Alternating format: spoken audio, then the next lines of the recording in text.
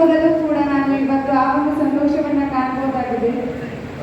Result ಬಂದ ಮೇಲೆ Mallikarjun Dhoni sir ಅವರು ಫೋನ್ ಮಾಡಿ ನಿಗಮ ಫಂಕ್ಷನ್ ಇಟ್ಕೊಳ್ತೀವಿ ಬಾ ಅಂತ ಅವತ್ತೇ ಕೂಡ ಆಹ್ವಾನ ಮಾಡಿದ್ರು. ಮನೆಗೂ ಕೂಡ ಬಂದು ಹೋಗಿದ್ದಾರೆ. ಸೊ ಈ ರೀತಿಯಾದ ಒಂದು ಕಾರ್ಯಕ್ರಮವನ್ನ ಮಾಡಿ ನನ್ನನ್ನು ಇಲ್ಲಿಗೆ ಕರೆಸಿ ಸನ್ಮಾನ ಮಾಡಿ ಮುಂದಿನ ಸಾಧನೆಗೆ ಉತ್ತೇಜನ ನೀಡಿದ್ದಕ್ಕೆ ಮೊದಲನೇದಾಗಿ ಎಲ್ಲರಿಗೂ ಕೂಡ ತುಂಬು ಹೃದಯದ ಧನ್ಯವಾದಗಳನ್ನು ತಿಳಿಸುತ್ತೇನೆ.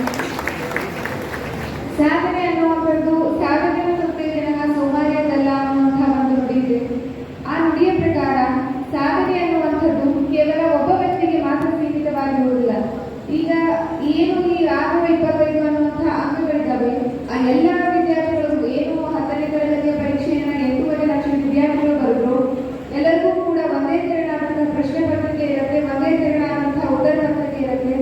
ಬರೆಯುವ ಸಾಮರ್ಥ್ಯ ಮುಖ್ಯ ಆಗುತ್ತೆ. ಯಾವ ರೀತಿ ಬರೀತೀವಿ, ವರ್ಷ ಪೂರ್ತಿ ಯಾವ ರೀತಿ ಅಭ್ಯಾಸ ಮಾಡ್ತೀವಿ ಅನ್ನೋದು, ಯಾವ ರೀತಿಯಾದಂತಹ ಪರಿಶ್ರಮವನ್ನು ಹಾಕ್ತೀವಿ ಅನ್ನೋದು ಮುಖ್ಯ ಆಗುತ್ತೆ.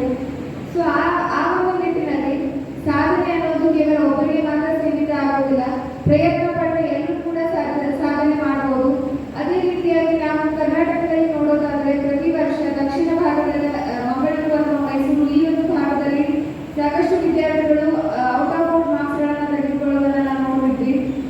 ಈ ಬಾರಿ ಬಾಗಲಕೋಟೆ ಜಿಲ್ಲೆಗೆ ಆ ಒಂದು ಸ್ಥಾನ ಸಿಕ್ಕಿರೋದು ನಮಗೂ ಕೂಡ ಒಂದು ಹೆಮ್ಮೆಯ ವಿಷಯವಾಗಿದೆ.